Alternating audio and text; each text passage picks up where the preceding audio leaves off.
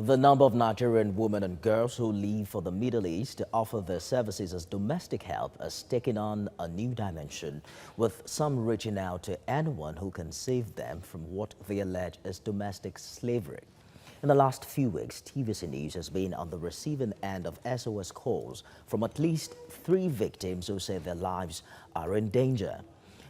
We stayed with their stories and began our investigation to connect the dots and unravel the syndicate behind this criminal but lucrative enterprise.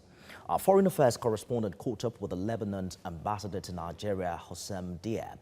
She began by asking him what his government was doing to reduce the growing number of reported cases where Nigerian women are enslaved in the course of providing services to Lebanese employees.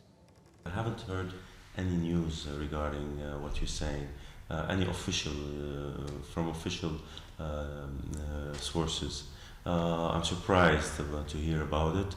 My suspicion is that these girls might have gotten fraudulent visa or fake visas from some agent. We had this issue for the past year, and we have communicated these fake visas to the Ministry of Foreign Affairs. I'm not saying about these specific girls, but we had cases of fraudulent visas, and we have communicated them to the Nigerian authorities, voicing concern. And sometimes these workers are smuggled in this way. Once you go through this path, you are exposed to mistreatment, because whoever fakes a visa can mistreat you also in the work. You cannot generalize in these cases.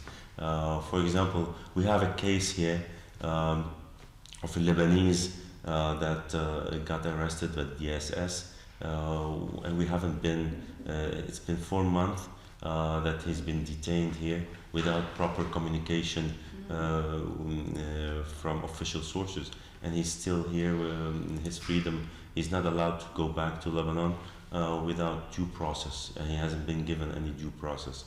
So these cases happen. Are there laws in Lebanon that protect domestic workers, and that is against human rights abuses? Yes, of course. Lebanon is a party to all international agreements that preserve the rights of domestic servants. And when they go to work in Lebanon, there is a contract that they sign with the agency that is that is looked by the proper authorities in Lebanon. And any complaint on the agency will be treated by the authorities. Are they enforced? They are enforced, of course.